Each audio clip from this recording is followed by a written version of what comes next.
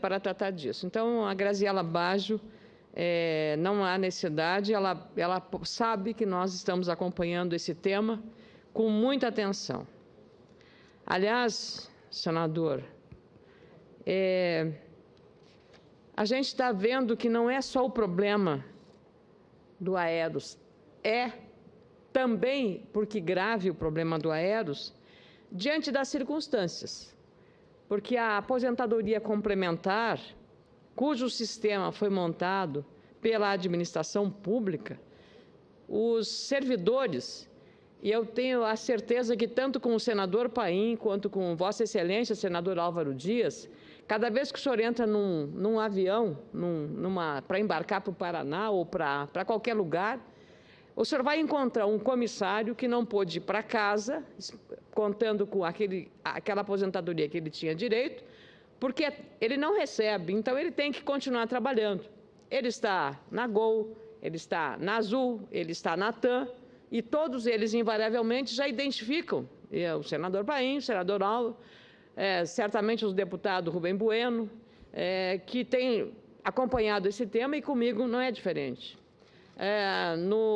Na segunda-feira, aliás, na terça-feira de Carnaval, às 7 horas da manhã, fui tomar um café no velho aeroporto Salgado Filho, senador Paim, e o concessionário do café do embarque, que é o nome do café que tem ali, cabelos brancos, senadora, desculpa ele fazer uma pergunta a esta hora da manhã, e o Aeros, senadora, e eu disse assim, de fato, é uma pergunta triste essa, mas é para ver a angústia dessas pessoas que estão aguardando essa solução.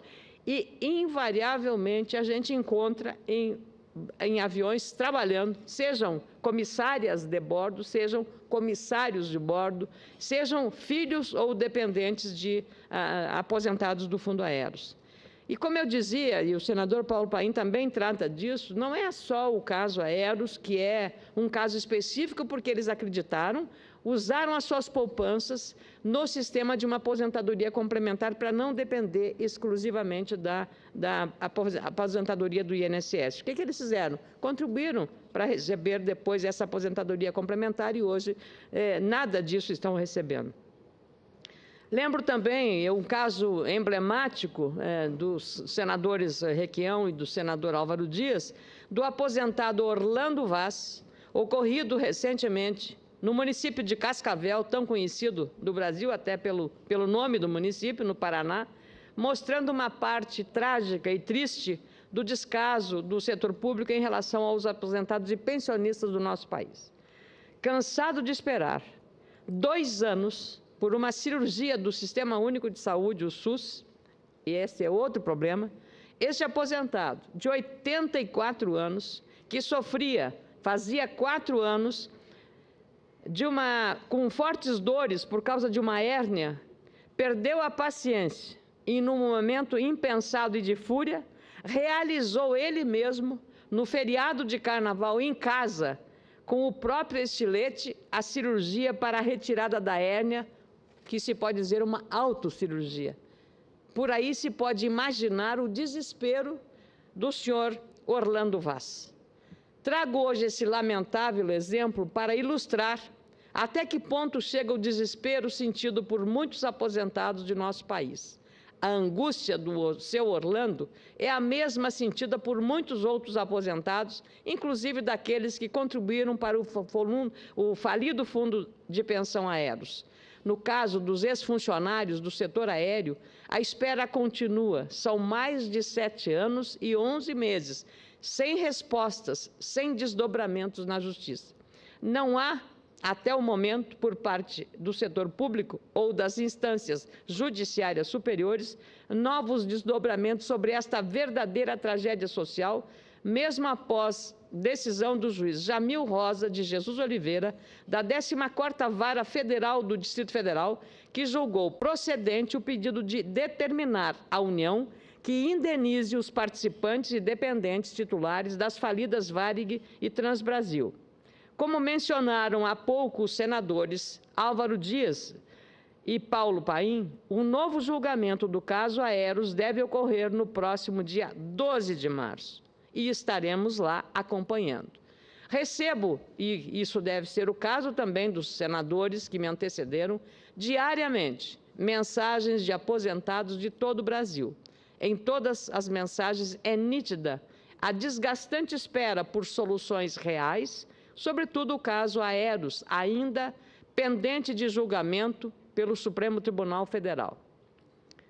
Essa decisão e esse julgamento deve prosseguir no dia 12 de março. Há mais de 280 dias, não são 28 dias, são 280 dias, o presidente do Supremo Tribunal Federal, o ministro Joaquim Barbosa, suspendeu o julgamento do recurso extraordinário, RE 57.1969, sobre a indenização à Varig pela União por danos sofridos pela empresa em consequência da política instituída durante o Plano Cruzado de congelamento de tarifas vigente entre outubro de 85 e janeiro de 92. Mais recentemente, recebi também de Cândido Góes e de Elcion Zingano a imagem de um revoltado aposentado, ex-comandante da Varig, que se negou a dizer o próprio nome. A cena era tão chocante, chamou tanta atenção, e ele foi fotografado de costas, sem que soubesse, por Francisco Barros. Parabéns, Francisco Barros, por sua sensibilidade de identificar ali uma tragédia humana. O aposentado estava com as vestimentas de comandante e o uniforme da Varig, solitário, em frente à praia, sentado em cima de uma caixa de madeira. Tinha perdido a casa, parecia esperar por algo que não chega. Como disse o fotógrafo, era a imagem da desesperança. Mais uma vez, parabéns, Francisco Barros, por este gesto de revelar ao Brasil essa tragédia humana e essa imagem da desesperança. Uma atitude de alta sensibilidade humana. É preciso lembrar que milhões de aposentados e pensionistas também foram às instituições bancárias com muita dificuldade, às vésperas deste carnaval, para comprovarem que estão vivos perante o Instituto Nacional de Seguro Social. Isso é importante fazer, esta revalidação. Apesar da prorrogação do prazo, em outubro do ano passado, cerca de 4.700.000 brasileiros ainda não tinham realizado ou atualizado a renovação do seu cadastro junto ao INSS até a semana passada. Muitos segurados reclamaram da falta de divulgação e de esclarecimento pelo INSS. Acontece, senador, que acho que os bancos, onde muitos aposentados recebem essa aposentadoria, deveriam também auxiliar os seus clientes e correntistas e dizer: está na hora de fazer a atualização e o seu recadastramento. Por que não o fazem? Será que tem que esperar que só o INSS o faça? Ou a pessoa tem essa lembrança dessa obrigatoriedade? É importante lembrar, portanto, aqueles que estão nos acompanhando aqui, que o prazo para esta atualização do cadastro dos aposentados do INSS terminava na última sexta-feira, dia 28 de fevereiro.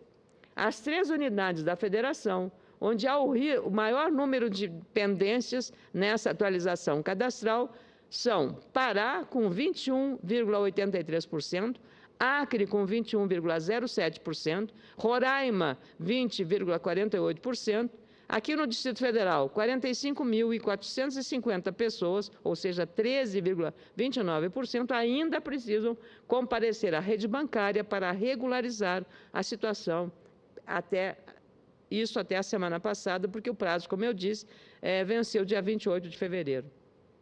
É lamentável que o desrespeito aos idosos continue. Recentemente, 180.000 beneficiários da Previdência foram prejudicados pela inoperância do sistema do INSS. Cadastrados que saíram cedo de casa para fazer a perícia médica necessária à concessão de benefício deram com a cara na porta nos postos de atendimento aqui na capital da República, no Distrito Federal. Não foi nos confins do Brasil, foi aqui no Distrito Federal. Esta é a forma de tratamento aos cidadãos que trabalharam duro e são vítimas da crônica burocracia brasileira.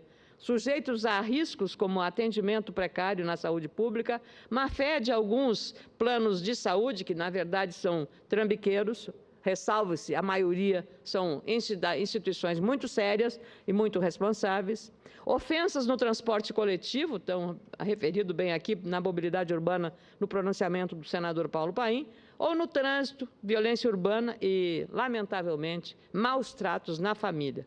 Um calvário de vida, um inferno. Outro aposentado, Sérgio Dias Marques, 64 anos, morador de Pati do Alferes, no Rio de Janeiro, reclama dos atrasos nos pagamentos das aposentadorias.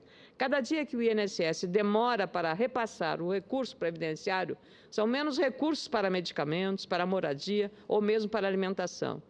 Os pagamentos para pensionistas do Instituto Nacional do Seguro Social, INSS, que recebem mais de um salário mínimo, vão começar nesta quinta-feira, amanhã, portanto, dia 6 de março, no nosso estado, do Rio Grande do Sul. O valor que era pago sempre no primeiro dia útil do mês, desta vez, foi adiado em função do feriado do Carnaval. É até compreensível isso. É preciso, no entanto, destacar também que mais de 21 milhões de aposentados e pensionistas do INSS, de um total de 31 milhões e meio, recebem, ou seja, a maioria, mais de 70%, recebem o equivalente a apenas um salário mínimo, R$ 724. O número equivale a 71,6% de todo o universo de aposentados pelo regime geral da Previdência Social. Em 2005, essa proporção era de 67,8%, com 16 milhões e 300 mil segurados recebendo o piso nacional, segundo dados da Associação Nacional dos Servidores da Previdência e da Seguridade Social. Eu preciso aqui, por uma questão de justiça, senador Álvaro Dias, fazer um registro do esforço que o ministro da Previdência Social, o ministro Garibaldi Alves, que presidiu já esta casa, e o doutor Eduardo Gabas, que é o secretário executivo, realizam no sentido de modernizar os sistemas e atualizar o funcionamento do INSS. Adotaram um moderno processo de gestão na Previdência Social, resolvendo muito das pendências, mas ainda há um passivo a ser resolvido em relação ao atendimento cada vez melhor. E é isso que nós estamos cobrando aqui. Como eu disse, resguardando o trabalho que o ministro Garibaldi Alves e também do senhor Eduardo Gabas vem realizando, que já estive com eles e sei. Tenho certeza que hoje ou amanhã o próprio ministro vai ligar para falar que ouviu o discurso, porque é assim sempre que é esse acompanhamento. Isso é o papel de um bom gestor, mas, sobretudo, o papel de um agente público que tem respeito a esta casa. Não é o que acontece na regra geral. Porque quando a imprensa fala que esta casa produz pouco, esquece de dizer que a culpa não é desta casa. A culpa é do outro lado da praça, porque aqui nós somos sufocados por medidas provisórias e não é o poder legislativo o responsável por essa situação. Queria dizer também que o poder de compra decorre principalmente dessa política de reajuste dos benefícios com valores que sejam acima do mínimo. Basta que seja R$1 acima do mínimo e aí o reajuste que esse aposentado vai receber será aquele definido pelo governo, que é muito menos do que o percentual dado ao salário mínimo de quem está na ativa. Com isto, a tendência de que daqui a pouco não os 70%, mas 100% do sistema do regime geral da Previdência Social, do INSS, será pela base do piso de R$ 724 ou do valor do mínimo que for naquela época. O aumento desse grupo de segurados tem sido menor do que o do próprio salário mínimo, pelo menos desde 1998. Assim, senador Álvaro Dias, em 2011, eu apresentei o PLS 76, que está agora na CAI, a Comissão de Assuntos Econômicos desta casa, aguardando a apresentação do relatório, que está pronto desde o dia 12 de agosto de 2013, na relatoria do senador Ciro Miranda, aguardando a ser votado. Ele é favorável. O que diz esse meu projeto de lei? Todos os aposentados, a partir dos 60 anos, homem ou mulher, passam a não pagar imposto de renda. Independente, homem ou mulher. Já recebem tão pouco, e aqueles que devem ter uma outra renda, então eles deixam de pagar o imposto. Pode ser pouca coisa, mas esse pouco, na mão do aposentado, faz uma diferença.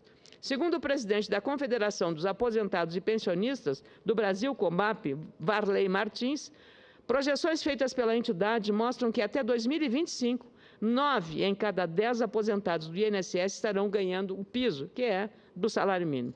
Desde